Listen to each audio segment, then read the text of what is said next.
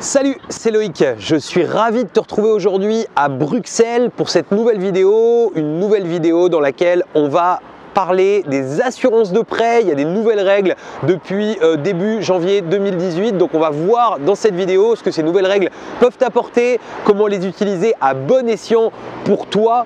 On voit tout ça dans quelques secondes, je balance l'intro.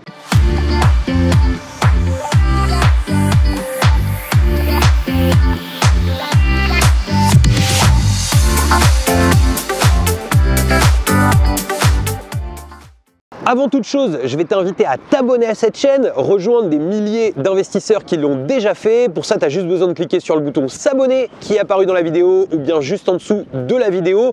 N'oublie pas la petite cloche pour être prévenu à chaque fois que je publie une nouvelle vidéo.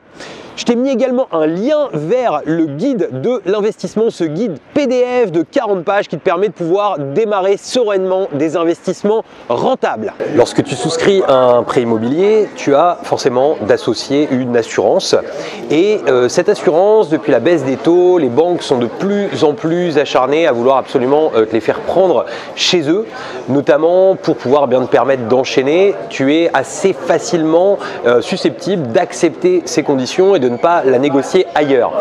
Alors si tu l'ignorais, effectivement tu peux la négocier donc ailleurs, c'est quelque chose qui normalement est forcément autorisé, mais dans les faits, des fois les choses sont un petit peu différentes.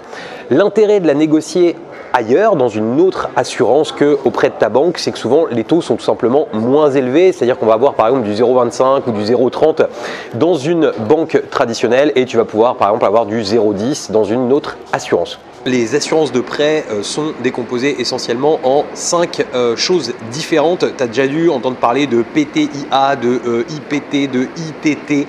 Bref, il y a plein de choses. Les assurances perte d'emploi aussi que tu peux souscrire. Mais lorsque tu fais un investissement locatif, la base déjà, c'est de prendre essentiellement l'assurance PTIA. La banque sera prête, comparée à si tu achetais par exemple une résidence principale, eh bien, à ne t'assurer que de cette manière-là, uniquement pour la PTIA, donc pour la perte totale et irréversible de ton autonomie, puisque si les autres incidents arrivent, ils partent du principe que les loyers peuvent rembourser en réalité ton prêt et peuvent aider à le payer. Donc du coup, tu as la possibilité déjà de prendre juste ça, le PTIA.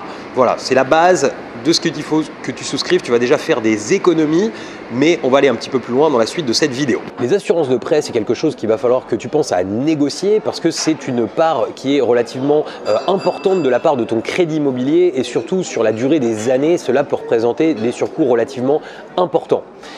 Donc, du coup, quand tu vas négocier ton assurance de prêt, tu as la possibilité de le faire à 3 moments. Le premier moment où tu vas pouvoir faire ça, c'est vraiment au moment où tu souscris ton prêt immobilier. Mais depuis quelques années, quand on fait de l'investissement locatif, du fait que les taux ont beaucoup baissé, les banques ont du mal à nous accorder les financements. C'est toujours un petit peu des non-dits puisque normalement, ils n'ont pas la possibilité de nous imposer une assurance particulière. Mais lorsque tu veux enchaîner par exemple auprès de la même banque pour une question de simplicité, eh bien souvent tu es obligé de leur faire plaisir et de souscrire ton assurance chez eux. Et le surcoût, suivant le montant de ton projet, peut être de 4 000, 8 000, 10 000 euros sur une longue période. Donc on va voir dans cette vidéo comment on va pouvoir servir de cette nouvelle loi qui est sortie depuis janvier 2018 pour pouvoir contrer un petit peu ça, pouvoir faire à la fois plaisir aux banquiers et pouvoir gagner de l'argent. Avant 2018, on avait déjà à notre disposition une loi qui avait été votée, qui était la loi Hamon, qui permettait de pouvoir renégocier durant la première année de ton prêt immobilier, ton assurance un petit peu quand tu le souhaites. Par contre, ça avait un effet un petit peu pervers puisque si le banquier par exemple t'avait accordé ton prêt, quand tu renégociais durant la première année, et je l'ai testé, forcément quand tu revenais le voir pour faire un autre prêt, il n'était pas forcément très content. Je sais qu'il m'avait accordé quand même le prêt, mais il m'avait dit surtout ce coup-ci, me renégociez pas l'assurance tout de suite si vous souhaitez qu'on continue à travailler ensemble. Il me l'avait dit en off. Donc Concrètement, avec cette nouvelle loi que l'on va avoir, donc que l'on a depuis janvier à notre disposition, ce que tu vas pouvoir faire, c'est enchaîner avec ton banquier sans forcément te soucier de l'assurance de prêt, de façon à lui faire plaisir.